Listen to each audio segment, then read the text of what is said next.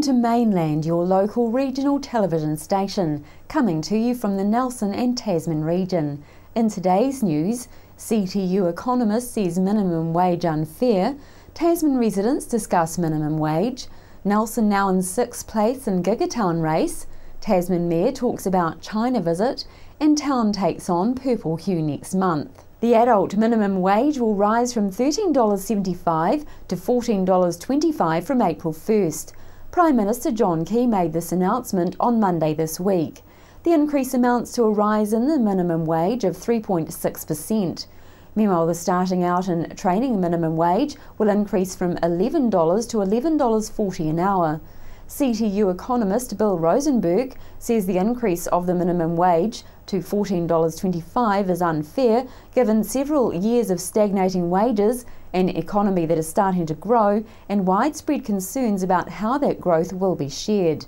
He says the minimum wage is the only way, other than through the tax and benefit system, that the government has to ensure wage and salary earners, and particularly people on low incomes, benefit from a growing economy. He says a more effective system of collective bargaining would be a much fairer way to spread the economic benefits to the majority of the workforce while reflecting the situation that each industry is in.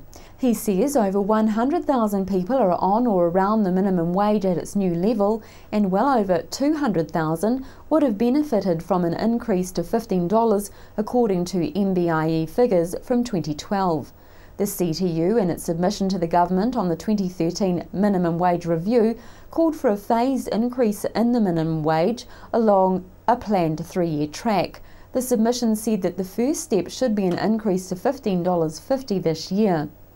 Meanwhile, Green Party co-leader Materia Ture says National's small movement of the minimum wage is too little for the hundreds of thousands of Kiwis working for low pay and their families. Chrissy Small asked Tasman residents for their opinion on the wage increase. What do you think about the 50-cent increase on the minimum wage? Is that a good thing? Disgusting. Why? Because it's not enough. Okay, that's fair enough comment. Now, do you think that even the 50 cents will make an impact on people's lives?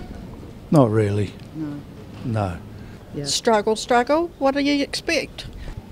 Well, we were retired actually, so... Oh, but do you think that'll be a good thing overall? I mean, you must have an idea on what's going on. It means that people are no longer earning, will no longer be $13.75, but they'll get $14.25 an hour. Is that fair? Fair, yes, Sounds it is. Yeah? Okay. Yes. Now, do you think that'll make a lot of difference to people's lives? It definitely will make a lot of difference. Yeah. Yes. Yeah. Is it? Disgusting. I would sooner do without it than have 50 cents. Do you think it's a bit of an insult? Absolutely. Of course it is. Yeah. Yeah, there's no... At least it'd be $1. At least $1. Yes. When you look at the increases we've had over the last 5 years, it's not on. They get their 15,000, 20,000 a year where you get 50 cents an hour, $20 a week. Things go up more than that every year. So you don't think that's going to make a big impact on people's lives? Buy a loaf of bread for that. No. 50 cents? You couldn't buy a bottle of milk. What can you get for it? So, it's a total insult. Nelson is scaling the Gigatown rankings at a remarkable pace as more and more locals sign up in support of Gigatown Nelson. Nelson went from 9th place to 7th spot at the weekend, and by Tuesday morning our region had reached 6th place on the Gigatown table, overtaking Gisborne. Nelson is aiming to be in the top 5 by September in order to secure a place in the finals of Gigatown. To sign up, Nelsonians need to hop online at gigatown.co.nz and give your name and email address. Wanaka is still romping out in front in 1st place. And also to make it count on Twitter, YouTube, Instagram and Flickr, all you need to do to earn points is use your Gigatown hashtags. And on Facebook, WordPress and Tumblr though, Gigatown organisers will only be looking for Gigatown hashtags on public Facebook pages and Gigatown fan pages and public groups you nominate. They won't be counting hashtags on personal or private pages on these platforms, so make sure your hashtags count. And now Chrissy Small catches up with Tasman Mayor Richard Kempthorne about his part in a business delegation which is heading to China from our region in mid-April. The delegation is led by Bill Findlater, Chief Executive of the Nelson Regional Economic Development Agency. Going over to China with the Economic Development Agency and several business people from Tasman and Nelson on the 10th of April. We're there for 10 days. And I'm really looking forward to this. I have had over the last couple of years several visits from consulate and embassy officials from China, and they have made it quite clear that they would appreciate a visit. I'm aware that the Office of Mayor in China is very esteemed, and so the purpose of my going, and it's after advice from people from economic development, is to support the businesses in our community that benefit from trade with China. So this is both exporters, and there are several of our main sectors who do export to China, and also if we look at retail and the people who import from China, a lot of our retail has business dealings with China. So the purpose of my visit, it's nothing to do with benefit to me, it's all about benefiting our overall economy. It's not specific sectors of the economy, but it's me showing that we as a council and our community value a really good and healthy ongoing business relationship with the People's Republic of China. Right. Now, of course, that would probably include pushing the area for tourism to the Chinese. Would that be right? Yes, it is. And we are starting to see Chinese people coming into the top of the south, Nelson and Tasman.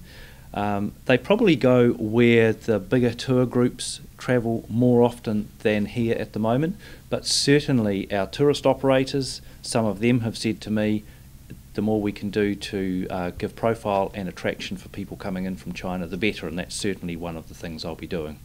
And now, as local councils set about implementing local alcohol policies, the truth about the availability of alcohol is coming to light. Latest Statistics New Zealand figures show the total volume of alcoholic beverage available for consumption rose 8.9 million litres to 466 million litres in the year ended December 2013. This follows decreases of 3.3% for 2012 and 0.3% for 2011. The increase was led by a rise in the volume of beer available, which was partly offset by a fall in the volume of spirit-based drinks available. In 2013, alcohol available in the December quarter rose 0.4% compared with the same quarter in 2012. The March and June quarters had rises while September fell. The Young Enterprise Trust is dedicated to growing a more prosperous New Zealand through enterprise, with the aim that all New Zealand students participate in experimental enterprise education and financial literacy programs. The flagship program is the Young Enterprise Scheme, YES, for senior secondary school students.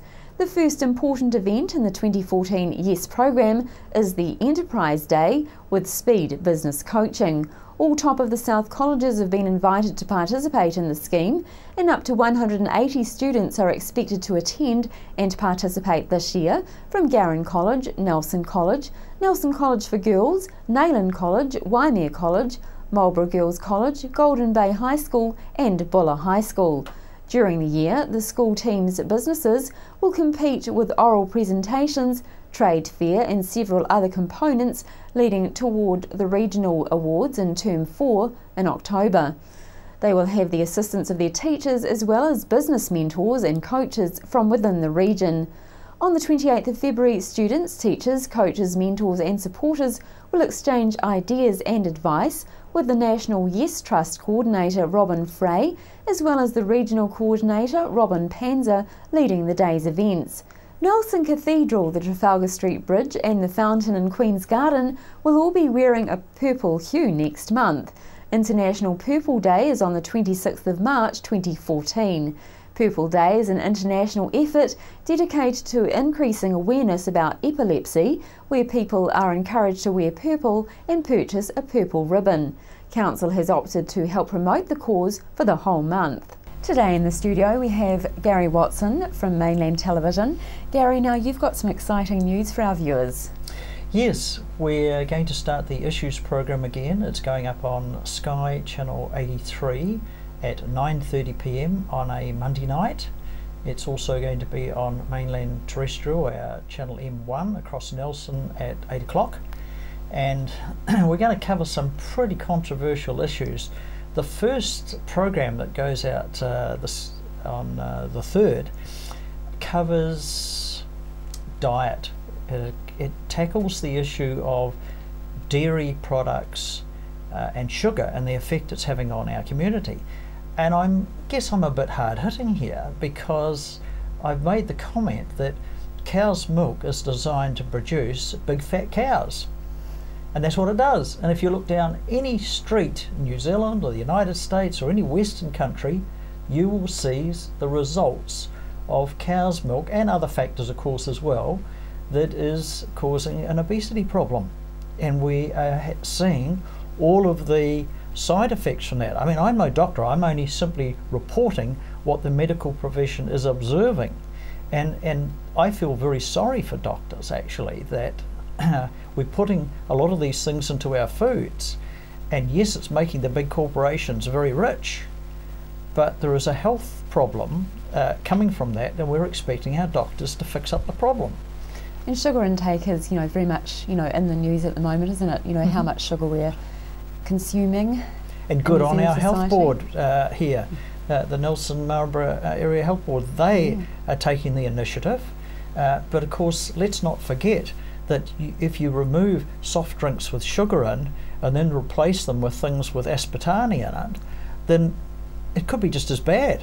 So it's really about, I think, taking the initiative and listening to what some of the medical experts are saying, and some of them are giving us some very good advice, and others, I think, may be working for a pharmaceutical company or one of the big corporations, because there is a huge amount of money at stake here. But we've known for a long time of cigarettes and the health effects that causes, but it's the ripple effect. You start off with one problem, and the obesity then trickles over to other things like diabetes and other things. And I guess by doing this show, my objective here is, one, to inform people that there are alternatives to consuming huge amounts of processed food and dairy and other things. I'm not for 1 minute saying that people should stop eating dairy.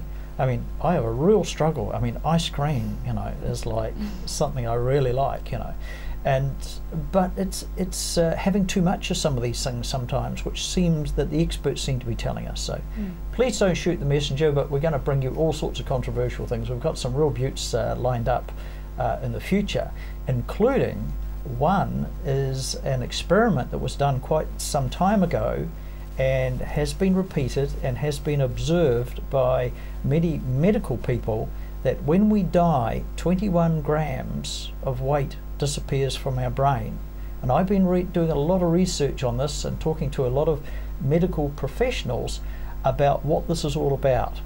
And you're going to be quite surprised when you see that program. That'll be quite a few weeks away yet, because there was a lot of preparation in putting that program together. So exciting times. Yes, there's election year. Yes, we'll have probably some politicians on there.